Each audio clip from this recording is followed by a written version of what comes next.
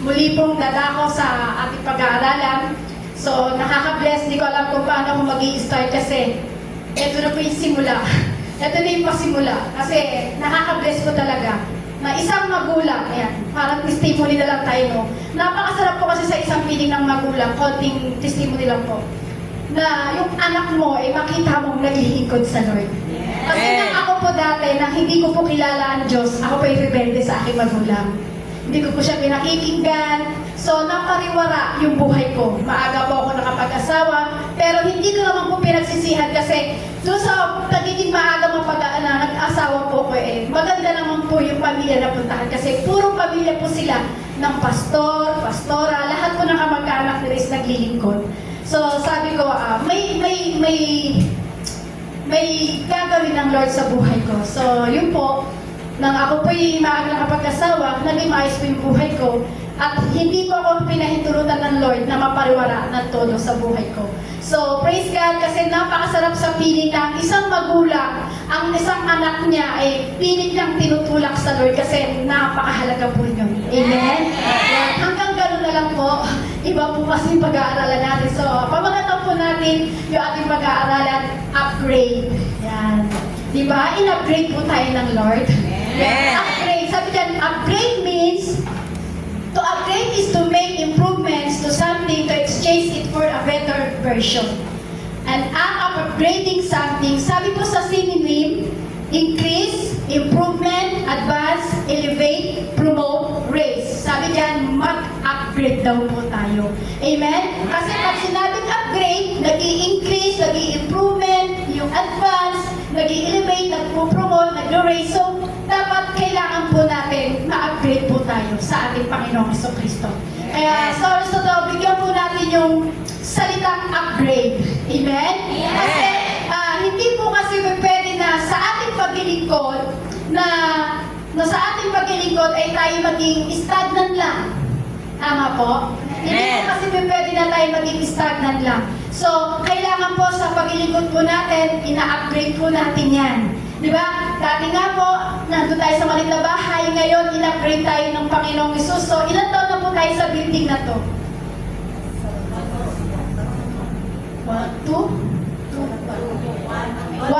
1 year, almost 1 year. So, may 4 years tayo na doon tayo nanatili sa bahay. Amen? Pero tignan niyo po, hindi tayo pinabayaan ng Lord na maging stagnant lang, na manatili tayo sa maliit na pwesto. So, in-upgrade tayo ng ating Panginoon. So, ganun din po sa ating paglilingkod. Hindi pwede maging stagnant lang yung mga bagay na ginagawa mong paglilingkod sa ating Panginoon. Kasi, napakahalaga na i-upgrade natin. Kaya sabi mo sa katabi mo, upgrade. Upgrade! Sino po dito yung lagi nagpapa-upgrade ng Coke?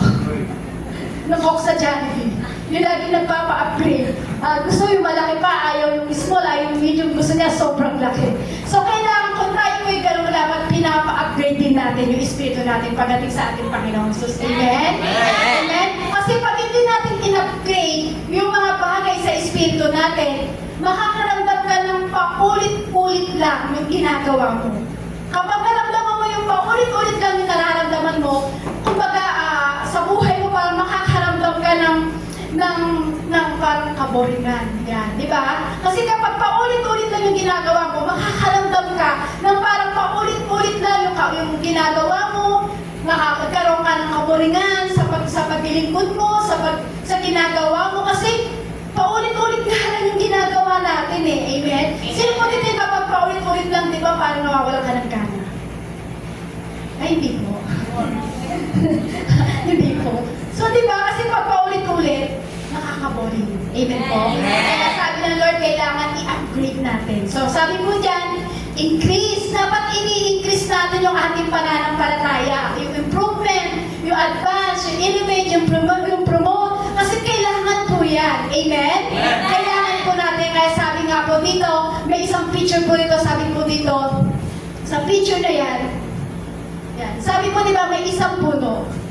Sabi po sa isang puno po na yan, let your roots grow down into Him and let your lives be built on Him, then your faith will grow strong in the truth you were taught and you will follow with thankfulness. Labo po ng mata. Ang liit. So, sabi po dyan, dito daw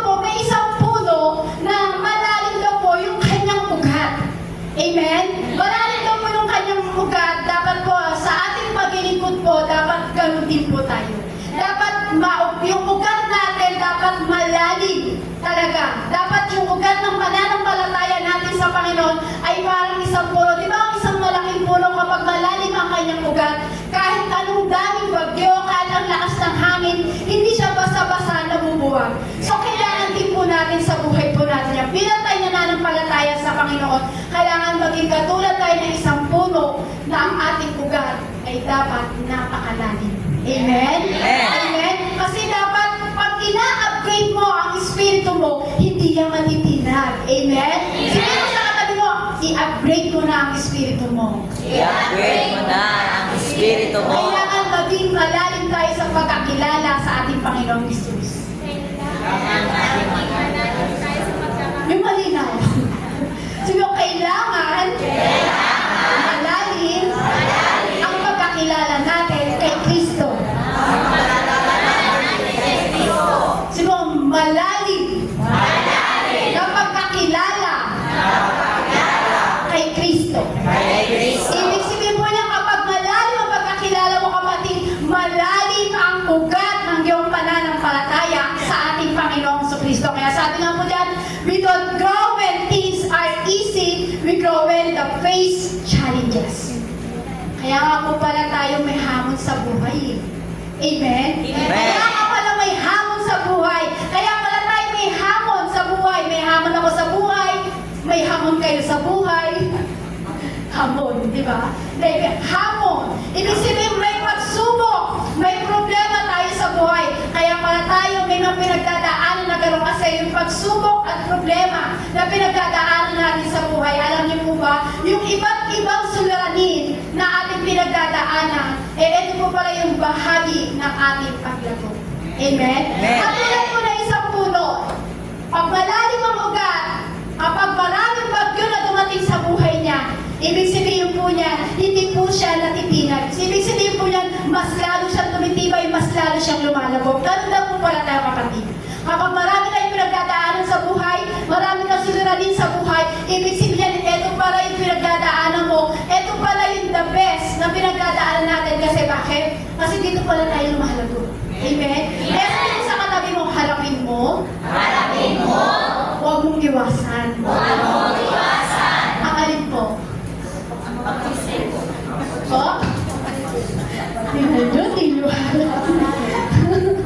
Kasi po, di ba? Pag may hamon tayo sa buhay, para po ito tayo ay lumago at maging matatas. Harapin mo yan. Amen? Huwag mong tatakasan. Amen? Para makita mo sa sarili mo na kapag ikaw pala ay hinarap mo ang problema mo at di mo tinakasan sa pamamagitan ng kasama mo ang kapangyarihan ng Diyos, makikita mo yung kapangyarihan ng ating Panginoong Hesus. Ibig sabihin niyan, lumalabo tayo. Hindi tayo kaagad-agad natutumba. Di ba kung baga magtayo ka ng isang stick sa buhangin, hipan mo lang yung babaksak. Pero kapag malalim ang ugat mo sa pananampalataya mo kay Hesus Kristo, lalago at lalago po tayo. Amen? Kaya napakahalaga na tayo nag-aapoy sa Panginoong Hesus. Amen? Sabi mo, nag-aapoy. Ng alin? Akala ko ganit eh. So, mag-aapoy, kumbaga mag-aalap tayo ng pananampalataya pagdating sa ating Panginoong Hesus kasi napakahalaga po niya para tayo ay lumago. Amen? Amen? Kaya sabi nga po, diba sa Bible, sabi po doon, may isang bagay na dapat lumahalago tayo. Dapat katulad tayo ng isang litratong ito. Tingnan niyo po yung isang litrato ito. Give yourself time. Ng una, higan. Ng pangalawa, ukol. Ng pangatlo, magandang butterfly. Magandang parang-parang. Amen? So, itong isang parang to, kailangan pala by step yung ginagawa. Kasi diba, sa una, ang pangit ng itsura. Makate kapag lumapo sa iyan. Pangalawa, naging kukol. So, ibig sabihin, marami siyang pangit na pinagdaanan sa buhay niya. Pero, yung time na siya'y naging matatag, naging magandang paru-paro. Ganon din tayo, kapatid. Sa buhay po natin, maraming siguro, sa buhay po natin, kumbaga, tayo yung dating higan. Tayo yung dating kukol. Pero nakakilala ka sa Panginoon, naging magandang paru-paro tayo. Amen? Ganon din sa ating buhay. Kumbaga, maaalala mo kung kailan ka nagsimula sa journey mo pagdating sa Panginoon, di ba? ang hirap. Di ba yung umpisa pa lang parang agaw buhay ka, yung parang agaw yung mata mo, aantok, minsan gigising. Kumbaga, marami tayong pinagdadaanan sa buhay po natin. Amen? Kumbaga, maaalala natin, kailan ba ako nagsimula? Kailan ba yung journey ko? Yung nagsimula ako sa Lord, paano ko ba ito nalagpasan? Kumbaga, dati ako yung higad na mabagal. Kumbaga, ako yung parang, yung baby pa lang na dinadayayaran. Di ba parang ang bagal-bagal na mga bagay na nangyayari, parang katulad ng higad at kukon at bago maging magandang butterfly. Di ba? Ang bagal-bagal bago siya gagapang pa yung higad. So, ang bagal, maraming mga pagsubok, hanggang sa siya'y naging kukon, at tagal-tagal din niya sa kukon na yon. So, marami siyang pinagdaanan. So, ganun din tayo. Marami kang pinagdaanan sa Lord, pero naging matatag ka pa rin sa Panginoon. In-upgrade ka ng ating Panginoon sa Kristo, kaya naging maganda paru-paro ka kapatid. Amen? Amen? Hindi ka na mabagal. Hindi ka na yung parang hangin. Kumbaga, isa ka ng magandang paru-paro na maganda ang lipan mo, maganda ang pamumuhay mo, maganda ang pananampalataya mo. Magaling kayo sa Kristo. Amen?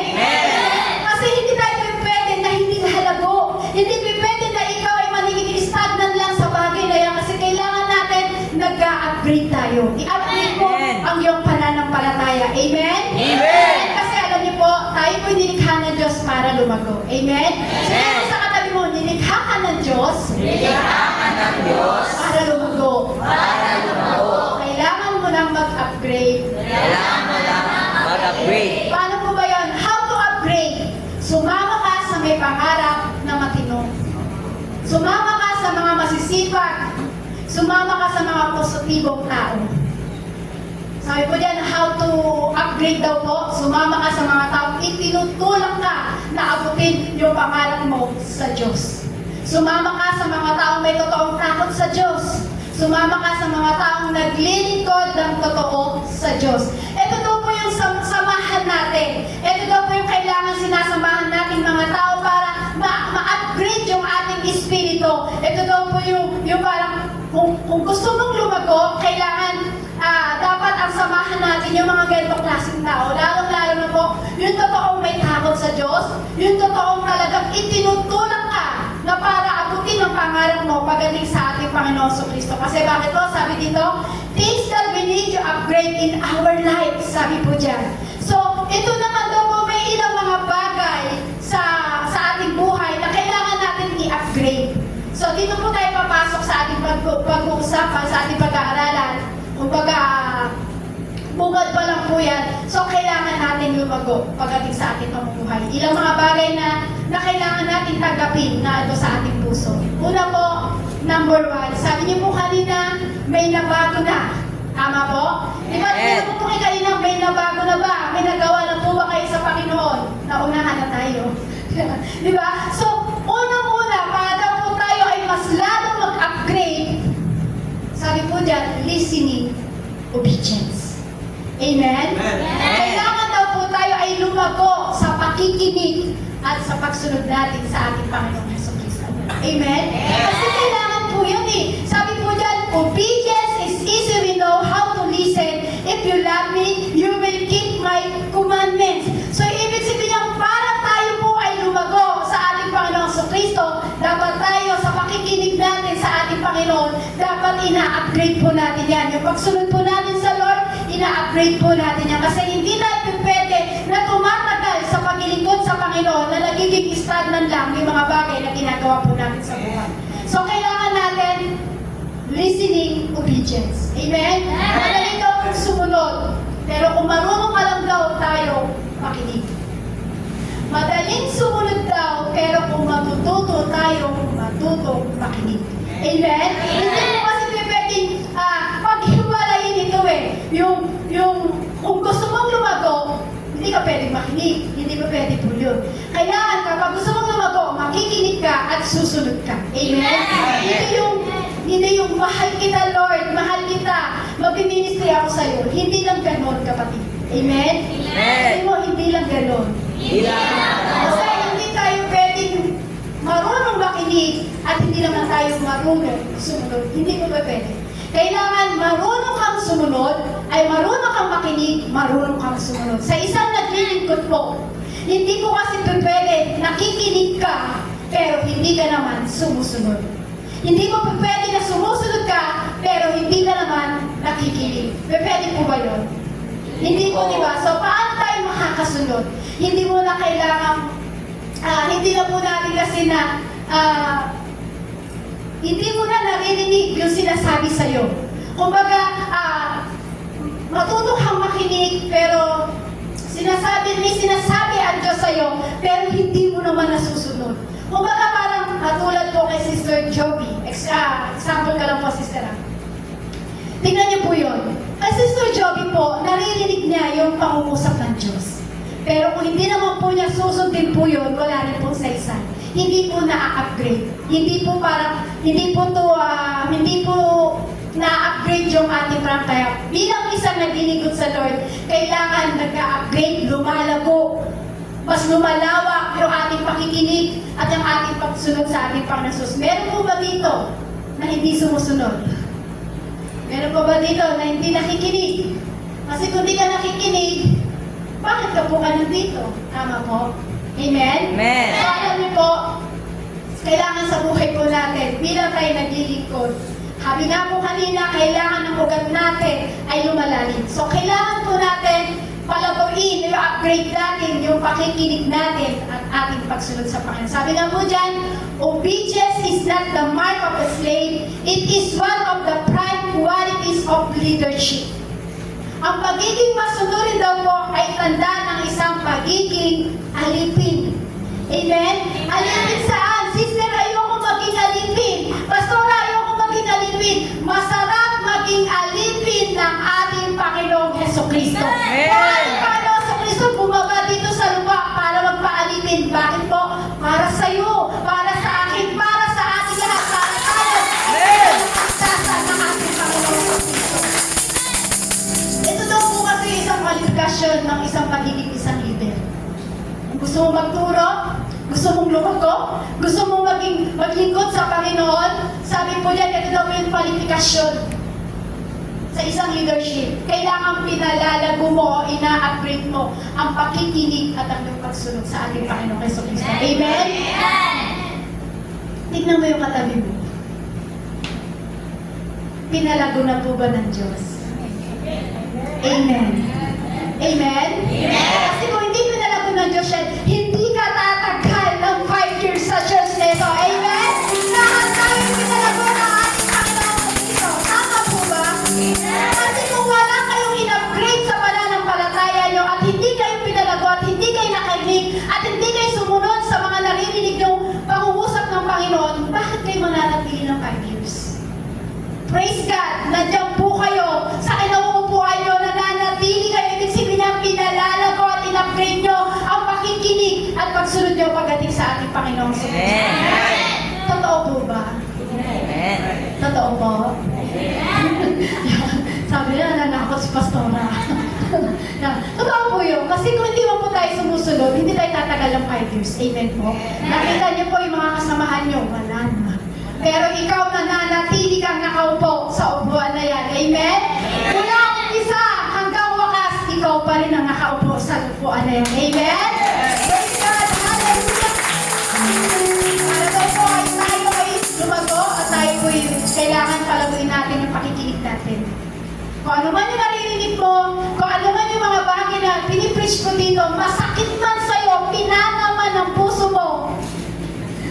Diba? Kung tinamaan ka man sa preaching, pakinggan mo pa rin yan at sundin mo kung ano yung sinasabi ng Diyos. Kasi bakit? Diyan ka palalaguin ng ating Panginoon. I-upgrade mo ang pakikinig mo. Amen? Amen po kasi alam niyo po, tayo mo itinalaga ng Diyos para maglingkod sa Kanya. Kung hindi po natin i-upgrade ang ating pakikinig at ating pagsunod sa Panginoon, mawawalan sa isa yung mga bagay na ginagawa po natin sa mundo ito. Amen? Amen po? Amen. Napakasarap po na maglingkod sa Lord. Sabi nga po, obedience is better than sacrifice. Pakibasa po ng malakas. Obedience is better than sacrifice. Sabi po dyan, obedience is better sacrifice. Ito naman po, kahit sakripisyo natin. Kung wala ka namang pagsunod, baliwala rin yun. Sabihin mo sa katabi mo, kahit anong sakripisyo natin, Kahit anong sakripisyo natin, kung wala ka namang pagsunod, kung wala ka namang pagsunod, baliwala rin yun. baliwala rin yun. Di ba, walang kwenta, walang saysay, Walang saysay. kahit anong gawin mo. Kahit anong gawin mo. Amen? Amen. Amen? Kasi may inutos sa'yo eh. Amen? Amen. Sabi dyan, obedience is better sacrifice. May inutos sa'yo, pero may iba ka namang gagawin. Kunyari, halimbawa, sinabi ko, Sister Natalie, bakit bunot nga itong halaman na to? Pero ang ginawa niya, pinunod niya yung saksakan ng speaking. Di ba? So, ibig sabihin niya, kapag tayo ay hindi marunong sumunod, wala rin pong saysay po. Kaya sabi nga po yan, obedience is better sacrifice. Amen? Amen po. Kumbaga, halimbawa, sinabi naman sa'yo, magputi tayo dahil for Sunday ngayon. Amen?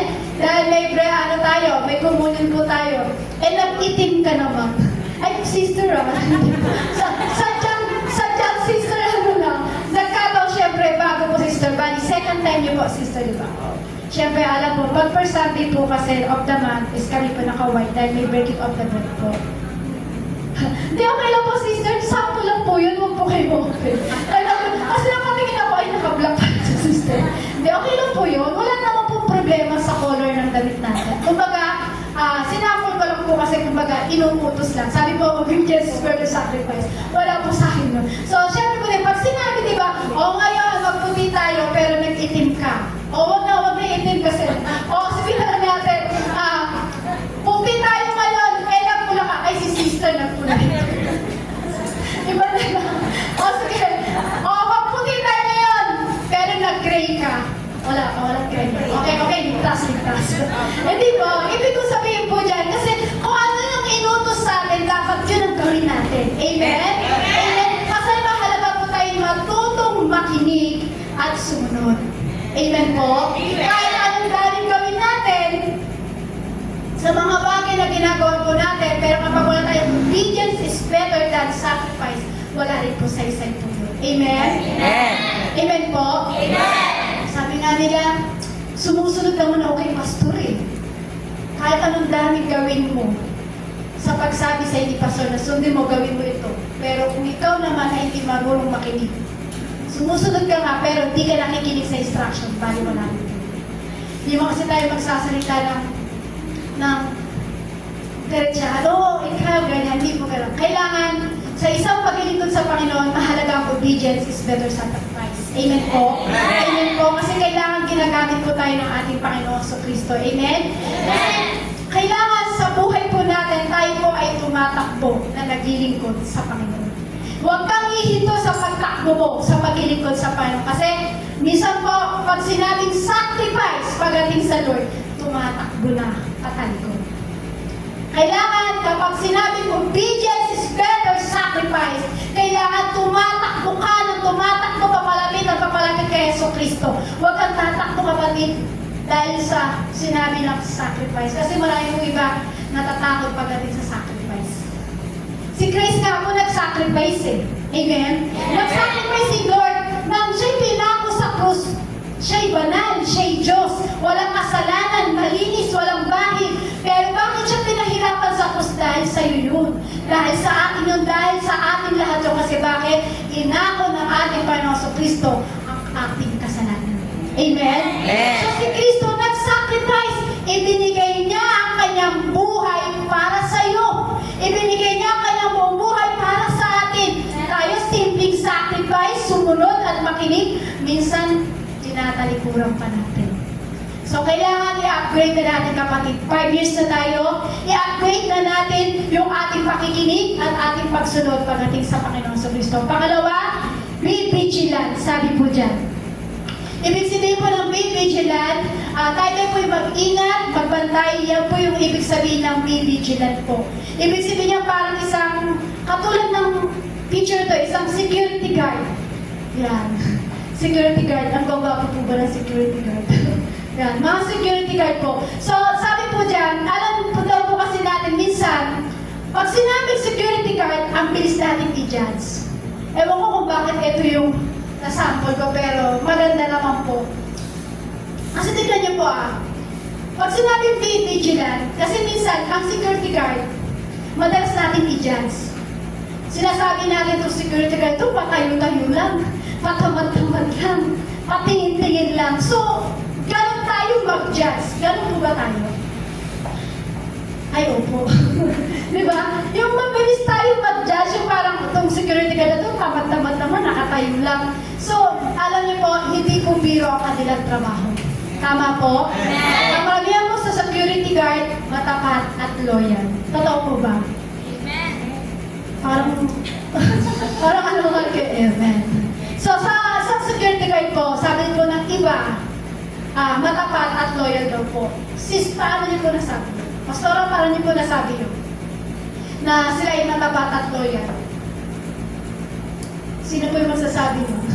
Na paano nasabi yun? Alam niyo po, kasi ang security guard, hindi tayo pwede lokohin. Amen? Kung ang jowa mo, niloko ka, pero security guard, hindi ka pwedeng lokohin. Amen? Bakit? Kasi hindi ang security guard, hindi sila pwedeng magloko kapag may tinanong ka. Kasi pag may tanong ka at niloko ka nila, pwede natin silang balikan. Amen? Di ba? Kapag ikaw yung nasa mall, hanapin mo, di ba? Kunyari, hindi mo makita yung food court. Siyempre, magtatanong ka sa security guard. So, ano ginawa sa tatanong ka sa security guard? Tatanungin mo, saan ko yung food court? Ituturo sa'yo ng tama. So, ibig sabihin, nandun sila sa pagiging loyal nila at pagiging tapat nila. Kasi alam nila na kapag tinuro nilang mali, sila po ay pwedeng balikan. Amen? Hindi tayo pwedeng balikan. So, kailangan maging vigilant po tayo pagdating sa paglilingkod po natin sa bansa. Sabi po dyan, be sober, be vigilant because your adversary, the devil, walks about like a roaring lion, seeking whom he may devour. Sabi po dyan, ang ating kaaway daw po ay parang isang leon na umaatungan at naghahanap ng masisira. Amen? Amen. Kaya maalala po sa ating Biblia po yan. Sabi po dyan, kapatid, dapat tayo daw po ay lumalago. Bilang tayo magkakapatid sa Panginoon, dapat lumalago po tayo. Mag-upgrade ka na, kapatid. Kasi kapag hindi ka po nag-upgrade, paano tayo lalago? Amen po? So sabi nga po sa 1 Peter chapter 5 verse 8, maging handa kayo magbantay at ng dyablo. Ang kaawin ninyo ay parang liyong umuungal at aali-aligid na naghahanap ng malalapak. Ang sabi po dyan, maging handa kayo at magbantay. Amen? Ang dyablo daw po ang ating kaaway na parang leon na umaatungal.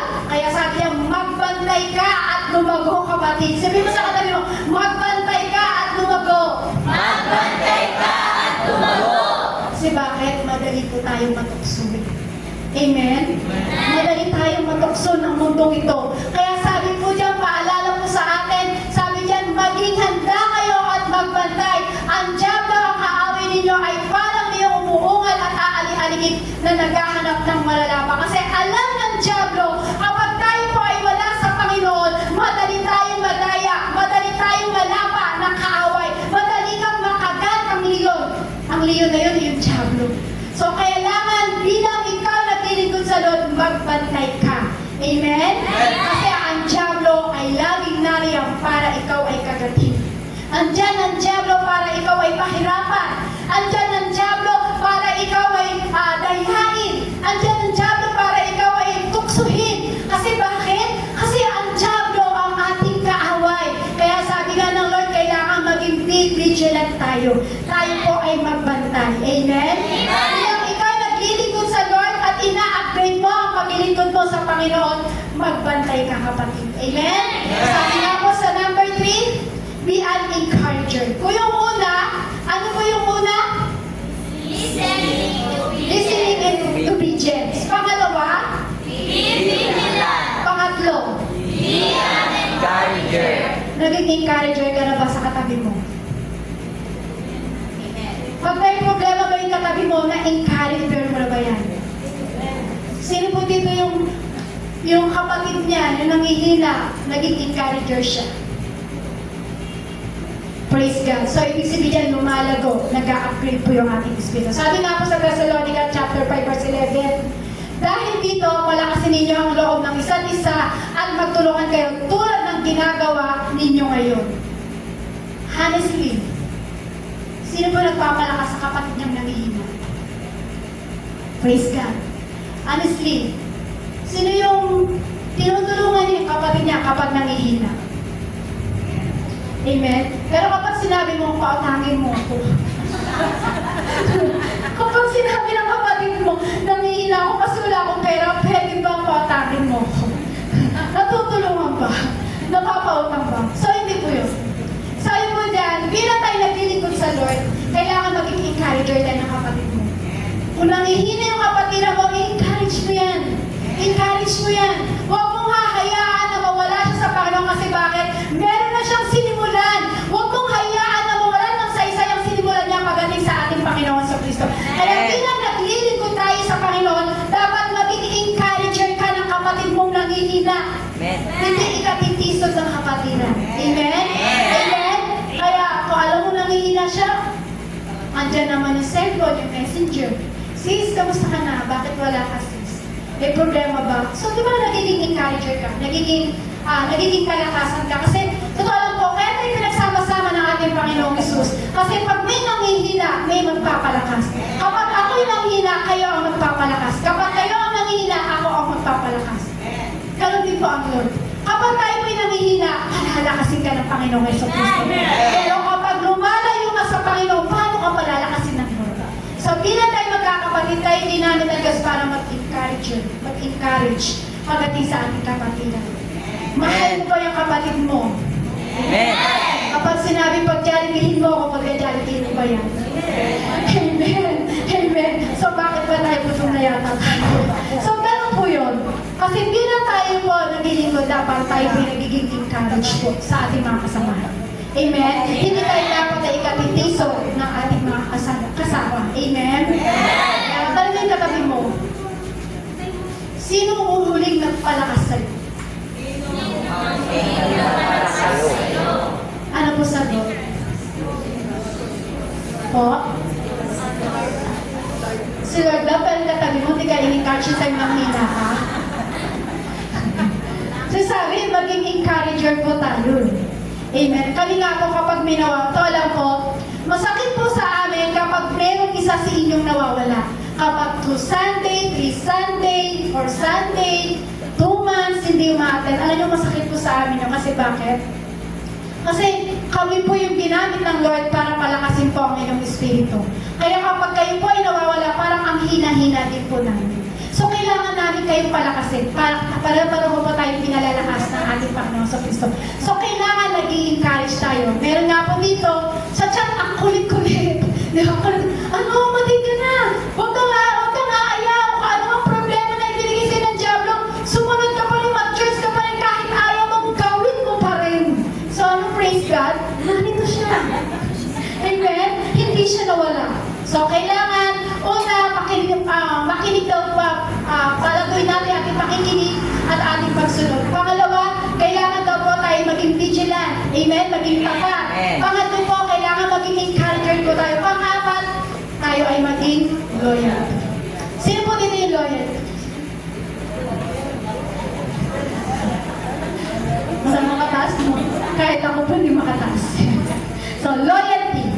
Sabi mo sa Kawikaan chapter 3 verse 3, pananalig at katapat ay huwag mong talikuran, ikwintas sa iyong leeg at itanim sa isipan. So sabi mo dyan, ang katapatan daw po ay huwag mong tatalikuran. Higit pa, sabi po yan, ikwintas sa iyong leeg at itanim sa iyong isipan. So totoo po yun. Kasi kapag ang katapatan ay nawala po, nawawala ng sa isa natin ginagawa po natin. Kasabi mo sa katabi mo, huwag mong hayaan. Huwag mong hayaan. Mapag-iwanan ka ng katapatan. Ulitin mo, huwag mong hayaan. Huwag mong hayaan. Mapag-iwanan ka ng katapatan. Amen? Kasi, yung iba po kasi, sa una, magaling lang tapat. Pero kapag tumagal, wala na. Uy, may humuhugot. Yeah. Di ba ito po yun? Kailangan huwag natin hayaan na mapag-iwanan tayo ng katapatan. Kasi si Kristo naging tapat sa'yo kahit naging makasalanan ka. Kahit anong ginawa ng makasalanan, pero si Kristo kailanman naging tapat at hindi ka iniwanan. Pero tayo minsan, makulang tayo ng jowa natin, iiwanan mo na. Ay, wala daw silang asawa. So, alam niyo po, totoo po yun. Maganda ang katapatan kasi si Kristo naging tapat po sa atin. So, bilang tayo naglilingkod sa Lord, kailangan maging tapat din po tayo sa ating Panginoon. Saan po ba yun? Kasi hindi naman po about katapatan sa pag-ibig, hindi lang po doon. Marami tayong mga bagay na ginagawa. Minsan, pag sinabi na lang mag-church ka, inuna mo pa pumunta sa Robinson, hindi ka naging tapat. Tama? O kaya sinabi ng Lord, umating ka ngayon ng church na to, kahit malakas ang ulan, malakas ang bagyo, malakas ang hangin, basta sinabi ko, umating ka ng church, ginawa mo, natulog ka. Naging tapat po ba yun? Hindi po, di ba? So, alam niyo po, kailangan natin ang katapatan. Kasi kapag nawala ang katapatan, mawawalan tayo ng pananampalataya pagdating sa ating Panginoon sa Kristo. Amen? Amen. Kaya sabihin mo sa katabi mo, pwede ba yun? Ang alin? Ang alin po? Yung mapag-iwanan tayo ng katapatan. Amen? Amen. Sabi na, ikwintas. Hanggang maaari na kadena mo yun eh. Kadena yung itali mo sa lego eh. Yung katapatan na nanggagaling sa ating Panginoon. So, kasi ang katapatan at kabaitan ay kailangan po natin sa harapan ng ating Panginoon sa Kristo. Amen? Kailangan natin yung kabaitan kasi doon tayo lalago. Amen? Dapat lumalago ka. Amen? Hindi tayo para nagiging stagnant lang sa paglinipod natin sa ating Panginoon Jesus. Amen? Kaya sabi po dyan, maging tapat tayo. Paano po tayo magiging tapat? Sabi nga po sa una, tugal. Yan. Sabi yan, tugal. Tayo ay maging tapat sa Diyos. Kasi kung hindi tayo tapat sa Diyos, ang relasyon natin at pananampalataya natin ay mawawala. Ay parang isang nasa dagat na may dalawang bangka na inaalon na parang yung alon na yun, di mo alam kung saan ka. So, kailangan maging tapat tayo pagdating sa Panginoon. Pangalawa po, sa pagiging tapat, your wife or husband. Napakahalaga nito sa mag-asawa. Kailangan tapat kayo sa isa't isa. Tapat po ba kayo sa isa't isa?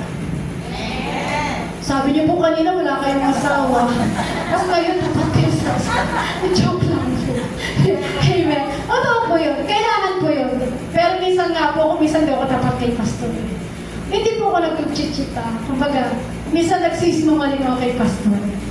Madalas, kung nagbibigay sa akin si pastor, sabi niya, ito, pambili mo. Pag malaki yung sukli, hindi ko na binabalik. Hindi po nagiging tapat. Hindi po yun. Joke ko lang po yun kasi seryoso na po kayo eh. Yan. So, kailangan daw po maging tapat tayo. Amen?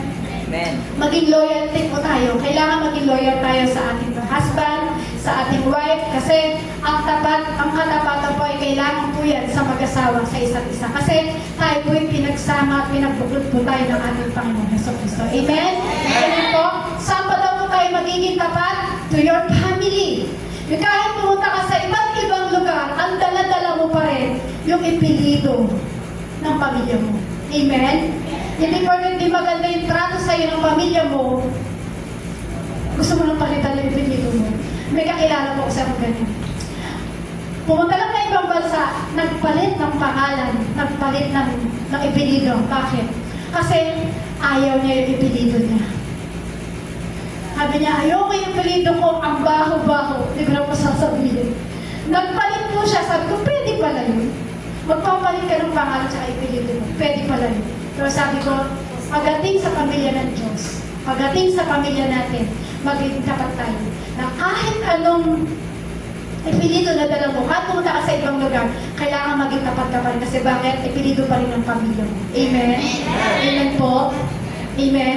Ako nga po, gusto ko ipilido ko kasi pinagkakamalan. Kapatid mo ba si Val David? Kasi David po kasi yung pagkadalaga ko. Ay, hindi po, pinsang ko lang po yun. Diba? Yabag naman ni sister. So, kailangan po maging tapat po tayo kahit sa ating pamilya. Amen? Amen po. Hindi lang sa Lord, kailangan maging tapat ka rin pagdating sa pamilya mo. Saan pa daw po tayo magiging tapat? To your ministry. Huwag tayong salawahan. Huwag palipat-lipat. Ano po ba yung palipat-lipat? Yung kumbaga, ayaw ko yung turo ni pastor. Ayaw ko na dito, lilipat na ako sa iba. Kung kumbaga napagalitan ka lang ni pastor, may sinabi lang si pastor, sinabi sa'yo, gusto mo bang maglingkod? O, ito gawin mo, dapat Kaya lang, nauna yung damdamin, hindi na naging tapat. Lumipat na sa iba. Sabi mo, wala dito nyo. Wala dito yun. Amen? Amen po? Amen. Amen? Amen. Sa alam niyo po, kahit lumipat ka sa iba, ganun pa rin po yung pagtuturo sa'yo. Amen? Ganun pa rin sa'yo. Kapag ganun ang tinuro sa'yo, lilipat ka ulit. Parang ang kakit pa, di ba? Sa alam niyo po, kailangan maging loyal po tayo. Saan pa po? Sabi po dyan, last ng ating pagiging loyal. Sabi po dyan, to family, church, pastor, leaders. Kailangan maging tapat tayo sa family, church. Saan po tayo nag-church? Jesus Christ, Our present help. our present help. Parang tulad ng ganitong picture. Yan. Kita niyo po yung picture na yun. Ano po yung itsura niya? Nagagalit. Sige, ito po yan. Di ba sabi po ng last natin, to family church, pastors, leader. Kailangan maging tapat tayo sa ating family church. Of course, dito sa Jesus Christ, our present help, kasi dito po kayo kumakain ng salita ng Diyos, dito po kayo nag-church. So, hindi po tulad ng picture na yan, kapag pinagalitan ng pastor, nagagalit na. Pinagalitan ka lang ng leader, pinagalitan ka lang na para may nasabi lang yung sister mo, tulala ka na. Tulala sa isang tabi at di mapakali. Hindi ka na mapakali. Tulala ka na kasi lutang ka na, napagalitan ka lang. So yung tapat ay nawawala. So kahit anong pagalit sa'yo, kahit anong masakit na narinig mo, dapat ang katapatan ay nakatanim pa rin sa puso mo. Amen? Amen? Kaya sabihin mo sa katabi mo, matutong makinig at sumunod. Matutong makinig at sumunod. Sabi po sa next picture, sabi dyan, do it again. Kasi ganyan, kahit pa pagsabihan ka na, huwag mo nang uulitin yun, ah! Ulitin ko po, huwag mo nang uulitin yun, ah! Diba? Diba pagka ganun po, ano po kayo magiging itsura ng mukha? Ano po magiging itsura ng mukha? Ulitin ko. Huwag mo nang uulitin yun, ah! Eh, mas diniin ko pa. Huwag mo nang uulitin yun, ah! Ano naging itsura ng mukha? Po? Galit. Mararamdaman galit. Amen? Amen? Amen. Pero alam niyo po, kahit pagsabihan kayo ng gano'n, dapat mararamdaman mo pa rin yung love na ibinibigay sa'yo ng Diyos. Amen? Amen po. Kahit pasabihin sa'yo yung mali mo, dapat nandun pa rin yung katapatan. Kasi ang Lord, masakit pag tayo tinutuwid. Sino dito tinatuwidan ng Diyos? Masarap po ba o masakit? Masakit po, amen, di ba? Pero ano yung response natin sa Lord? Yan, dyan tayo pa tayo. Ano yung response natin sa Lord kapag tayo tinutuwid, di ba? Nagtatampo tayo, nagagalit tayo, nagpumukmuk tayo, tulala ka sa isang tabi, sarado yung tenga mo, sarado yung puso mo, ang tigas ng ulo mo, sarado yung puso mo, walang nakakapasok. Pero alam niyo po, kahit pagalitan at pagalitan ang ating Panginoong Kristo at yung leader na nagtuturo sa iyo, dapat nandun pa rin yung loyalty natin. Yung katapatan natin. Bakit? Kasi pagmamahal yun ng isang nagtuturo. Amen? Kaya sabi nga po sa 1 Corinthians chapter 13 verse 7, dito po tayo magtatapos. Ang pag-ibig ay matiisin, mapagtiwala, puno ng pag-asa, at nagtsatsaga hanggang wakas. Sino po dito yung pag-ibig niya ay matiisin? Matiisin mo ba ang pag-ibig mo? Kahit sinasaktan ka na? Kahit niloloko ka na? At parang humihinay ka din. Kasi sabi po dyan, ito po kasi yung pag-ibig ng Diyos. Na kahit isang damakmak na kasalanan na ginawa